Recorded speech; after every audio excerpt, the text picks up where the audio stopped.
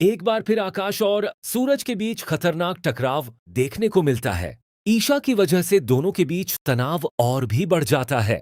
वट सावित्री का व्रत सभी महिलाएं रखती हैं और ईशा भी पूरे श्रद्धा के साथ यह व्रत रखती है।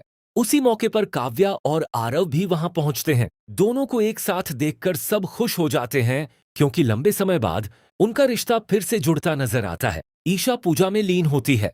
तभी उसका जलाया हुआ दिया बुझने ही वाला होता है, लेकिन तभी सूरज वहां पहुंचता है और दिए के सामने खड़ा होकर उसे बुझने नहीं देता।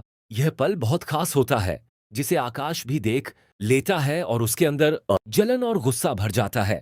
इसी दौरान सूरज अनजाने में ईशा का हाथ पकड़ लेता है, लेकिन तभी आकाश बीच में आ जाता है। वह गुस्से में सूरज का हाथ झटक देता है और माहौल और भी तनावपूर्ण हो जाता है। दूसरी तरफ आरव काव्या को अपनी बाहों में उठाकर पेड़ के चारों ओर फेरे लगाता है।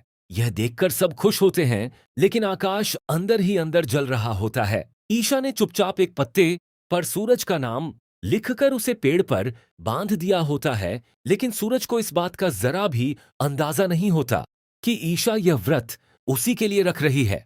जैसे ही यह बात आकाश को पता चलती है, उसका गुस्सा और बढ़ जाता है। वह ईशा का मजाक उड़ाता है, लेकिन ईशा बिल्कुल नहीं डरती क्योंकि उसके दिल में आज भी सूरज के लिए वही प्यार है।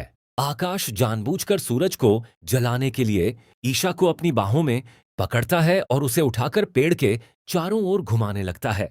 यह सब देखकर सूरज के अंदर गुस्सा उबलने लगता है, लेकिन वह खुद को रोक लेता है और एक तरफ खड़ा होकर सब देखता रहता है। सूरज अपनी मां से वहां से चलने को कहता है, लेकिन रस्म अधूरी होने की वजह से वह मना कर देती है।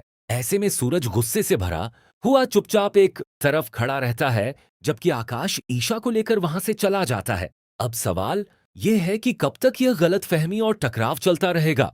क्या सूरज को कभी पता चलेगा कि ईशा आज भी उसी के लिए जी रही है? और जब सच सामने आएगा, तो क्या इन दोनों का रिश्ता फिर से जुड़ पाएगा? आप क्या सोचते हैं? क्या सूरज और ईशा एक हो पाएंगे? जरूर बताइए।